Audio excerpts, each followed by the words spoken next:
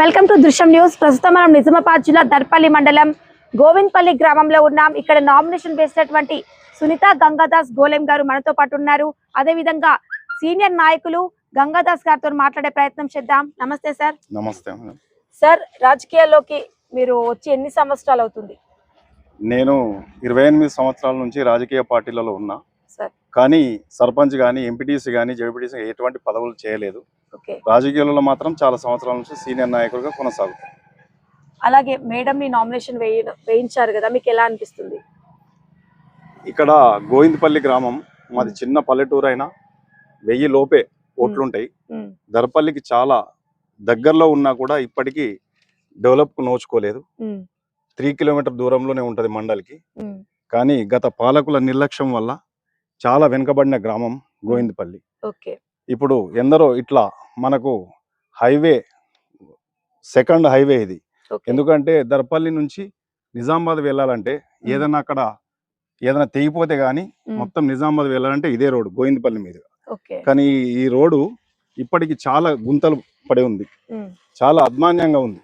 ఎందుకంటే గత పాలకుల నిర్లక్ష్యం, ఎంపీటీసీలు కావచ్చు, సర్పంచులు కావచ్చు, ఉప సర్పంచులు కావచ్చు, వారి నిర్లక్ష్యం వల్ల ఇలా వెనుకబడి ఉంది. మీరు ఆల్రెడీ రాజకీయాల్లో ఒక 20 సంవత్సరాలుగా కొనసాగుతున్నారు. మీరు అంటే ఎలాంటి బాధ్యతలు స్వీకరించకుండా గ్రామంలో ఏమైనా అభివృద్ధి కార్యక్రమాలు చేశారా? చాలా చేశాను. గ్రామస్తులకు చాలా వరకు తెలుసు. అందుకే అందరు కలిసి నాకు మద్దతు ఇచ్చి మీరు సర్పంచ్ ఉంటే ఇంకా చాలా అభివృద్ధి చెందుతుందని చెప్పి మద్దతు చేస్తేనే మా భార్య సునీత గారిని నామినేషన్ వేయించాను. అలాగే ఇప్పుడు పాలకులు చేయని పనులు కూడా నేను రాజకీయ పార్టీలలో ఉండి ఊళ్ళో ఇప్పుడు హైమాస్ లైట్లు అయితేనేంది, ఇక్కడ బోరు మోటార్లు గుడి దగ్గర కానీ, అలాగే ఊరుకు సంబంధించిన వడ్లు ఎండబోయడానికి ఆఫీసర్లతో కొట్లాడి ఒక 10 ఎకరాల భూమిని కూడా కొమ్మ కొట్టిపించడం జరిగింది. అట్లాంటి ఇప్పుడు ఎమ్మెల్యేతో ఇప్పుడు కాంగ్రెస్ పార్టీలో కొనసాగుతున్నా నేను. అలాగే ఎమ్మెల్యే గారితో సన్నిహితంగా ఉంటా నేను. ఏదైనా సీఎంఆర్ఎఫ్ చెక్కులు అయితేనేమి, ఎవరికి ఏ ఆపద వచ్చినా పోలీస్ కేసులు కానీ, ఎంఆర్ఓ ఆఫీస్లో పనులు కానీ చాలా నిలబడి చేస్తుంటా. అందుకే నాకు మద్దతు ఇచ్చి గెలవాలని చెప్పేసి మా ఊరు ప్రజలు మమ్మల్ని నిలబడమని మద్దతు ఇస్తున్నారు. అదే విధంగా ఆల్రెడీ ఓట్లు కూడా చాలా తక్కువ మంది ఉన్నారు. ఇప్పుడు మీతో పాటు బరిలో ఎంత మంది ఉన్నారు? మాతో పాటు ఇక్కడ మేము ముదిరాజులము. ఇక్కడ మా ఊరు మొత్తం కూడా ముదిరాజులే. ఎక్కువ మటుకు 250 కడప ఉంటది ముదిరాజులది. వేరే ఒక ఎస్సీ వాళ్ళు 28 హౌసెస్ ఉంటాయి. ఇంకా 2-3 కులాలు 2-3 అట్లా ఉంటాయి. కాబట్టి మా ఊర్లో సంఖ్య అంటే ముదిరాజుల ముగ్గురం ఉన్నాం. ఒక గౌడ్స్ ఒక అతను ఉన్నారు. 4గురికి పోటీ ఉంది. ఓకే. ఆల్రెడీ ప్రచారం అయితే ఈ రోజుతో చివరి దశకు వచ్చేసింది. ప్రజల నుంచి ఎలాంటి మద్దతు వస్తుంది మీకు? చాలా సంపూర్ణంగా మద్దతు ఇస్తున్నారు. ఎందుకంటే ముదిరాజు క్యాండిడేట్ నైనా నాకు, ఎందుకంటే రాజకీయ అనుభవం ఉందనే దాంతో ప్రజలందరూ మమేకంగా నాకు మద్దతు ఇస్తున్నారు. ఎటువంటి తావు లేకుండా నాకు ఎంబడ తిరిగి ఎవరు కూడా ఒక రూపాయి ఆశించకుండా నాతో సపోర్ట్ చేసి తిరుగుతున్నారు. మీరు ప్రచారంలోకి వెళ్ళినప్పుడు ప్రజల నుంచి ఏవే సమస్యలు మీకు వినిపిస్తున్నాయి? చాలా సమస్యలు ఉన్నాయి. ఇప్పటిదాకా నేను చెప్పాను, రాజకీయంలో ఉండి నేను 28 సంవత్సరాల నుంచి రాజకీయంలో ఉన్నా కాబట్టి ఊరు సమస్యలన్నీ తెలుసు. చాలా ఇప్పుడు 1వ వార్డు 2వ వార్డు అయితేంది, అక్కడ డ్రైనేజ్ సమస్య ఉంది. ఎస్సీ వాడకైతేనేంది, కమ్యూనిటీ హాల్ కూలిపోనీకి వచ్చింది, అక్కడ లైట్స్ లేవు. మరియు అలాగే ఊళ్ళో తాగునీటి సమస్య చాలా ఉంది. కాబట్టి ఇట్లాంటి లైట్స్ కానీ, కరెంటు సమస్య కూడా, రైతులకు కరెంటు సమస్య కూడా చాలా వస్తుంది, ఇబ్బందులు అవుతున్నది. ఎందుకంటే మాటికి తీసేయడం అలాంటివి జరుగుతుంది. ఇట్లాంటి వీటికి మనకు ఎమ్మెల్యేతో నేను చాలా మంచి సంబంధాలు ఉంటాయి. కాబట్టి ఇవన్నీ నేను పరిష్కరించడానికి కృషి చేస్తానని ప్రజలకు హామీ ఇస్తున్నాను. అయితే ఒకవేళ మీరు గెలిచారనుకోండి సార్, మీరు ఫస్ట్ మొదలు పెట్టే ఏదైనా ప్రధాన సమస్యలో ఏది మొదలు పెడతారు? నేను మొదలు పెట్టేది సీసీ రోడ్లు అయితేనేంది, డ్రైనేజ్ అయితేనేంది, కరెంట్ సమస్యనైతేనేంది, అలాగే భూ సమస్యలు చాలా ఉన్నాయి, భూ తగాదాలు.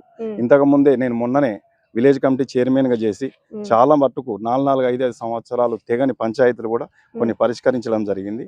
అలాగే ఫస్ట్ అవి చాలా లొల్లిలై తగాదాలు చాలా ఉన్నాయి ఊళ్ళో. అట్లాంటివన్నీ పరిష్కరిస్తానని మాట ఇస్తున్నాను ఊరు వారికి. ఇప్పుడు ప్రజల్లోకి ప్రచారం కోసం వెళ్ళినప్పుడు ప్రజల కోసం ఏదైనా మేనిఫెస్టో ఏదైనా రూపొందించుకున్నారా? మేనిఫెస్టో ఇక్కడ చాలా సమస్యలు ఉన్నాయని చెప్తూనే ఉన్నాం.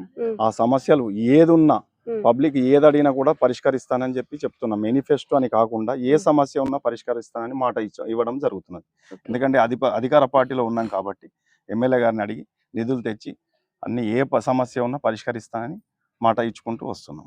ఇంతకు ముందు మాట్లాడినట్టుగా ముగ్గురు పిల్లలు ఉంటే అప్పట్లో ఛాన్స్ లేకుండే, ఇప్పుడు జీవో ఎత్తివేశారు కాబట్టి మళ్ళీ సర్పంచ్ పదవికి నామినేషన్ వేశామని చెప్పారు కదా, మీకు ఎలా అనిపిస్తుంది? చాలా సంతోషంగా ఉంది. ఆల్రెడీ కాంగ్రెస్ పార్టీకి ధన్యవాదాలు చెప్పొచ్చు. ఎందుకంటే ఇప్పటికే నా వయసు 50 సంవత్సరాలు కావస్తుంది. కాకపోతే ఇప్పుడు ఇది పెట్టడం చాలా సంతోషంగా ఉంది. ఇంకో 10 సంవత్సరాలు పెట్టకుంటే అప్పటికి వయసు సహకరించకపోతుండే. కాబట్టి ఇవాళ 50 సంవత్సరాల కన్నా ఈ జీవో ఎత్తివేయడంతో కాంగ్రెస్ పార్టీకి ధన్యవాదాలు తెలపొచ్చు. అందుకే ఇప్పుడు ఈ అవకాశం వచ్చినందుకు చాలా సంతోషంగా ఉంది. అయితే ఇప్పుడు మీతో పాటు ఇంకా నలుగురు ఉన్నారు బరిలో. ముగ్గురు ఇంకా మాతో పాటు మీతో పాటు నలుగురు ఉన్నారు కాబట్టి మీకే ఓటు వేస్తారని ఎలా అనుకుంటారు? ఇప్పటిదాకా చెప్పాను కదా మేడం, 28 ఇయర్స్ అనుభవం ఉంది, రాజకీయ అనుభవం ఉంది. ఏ పదవిలో లేకున్నా డెవలప్మెంట్కు నేను సహకరిస్తున్నా కాబట్టి అదే నమ్మకంతో నేను ముందుకెళ్తున్నాను. ఎందుకంటే నేను పదవిలో లేకుండా సర్పంచ్ కాకుండా, ఎంపీటీసీ కాకుండా, ఉప సర్పంచ్ కాకుండా ఇవాళ రాజకీయ పార్టీలలో ఉంటూ ప్రతిదీ ఎవరికి ఏ సమస్య వచ్చినా ఎమ్మెల్యే సాబ్ దగ్గరికి తీసుకుపోయి కానీ ఎటువంటి పనులున్నా నేను క్లియర్ చేస్తున్నా కాబట్టి ఆ నమ్మకంతో నేను గెలుస్తానని ఆశిస్తున్నా. చివరిగా గ్రామస్తులకు మీరు ఏం సందేశం ఇస్తారు? నా సందేశం ఒకటే, ఇప్పటి వరకు నేను ఏ పార్టీలో లేకున్నా ఈ రాజకీయ అనుభవంతో పనులు చేస్తున్న సంగతి గ్రామస్తులకు తెలిసే కాబట్టి ఇప్పుడు ఫుట్బాల్ గుర్తుకు ఓటు వేసి, మీ అమూల్యమైన ఓటు వేసి మమ్మల్ని గెలిపిస్తే ఖచ్చితంగా ఎటువంటి లంచాలకు తావు లేకుండా నీతి నిజాయితీగా ముందుకెళ్తూ గ్రామాన్ని అభివృద్ధి చేస్తానని మాట ఇస్తున్నాను. అయితే ఇప్పుడు ఆల్రెడీ మీకు ఒక 20 సంవత్సరాల రాజకీయ అనుభవం ఉంది. అప్పటి నుంచి ఎందుకు రాజకీయాల్లోకి, అంటే ఆ రాజకీయాల్లో ఉన్నా కూడా ఏ పదవిలోకి రాలే, అంటే సర్పంచ్ కావచ్చు, మీరు ఒకవేళ అప్పుడే సర్పంచ్ పదవి ఏదైనా చేస్తుంటే గ్రామం కూడా డెవలప్మెంట్ అయ్యేది. అలాగే మీరు కూడా సీనియారిటీ కాబట్టి ఇంకా జెడ్పీటీసీ ఇంకా మంచి మంచి పదవిలోకి వెళ్ళేవారు కదా, ఎందుకు ట్రై చేయలేదు అప్పుడు?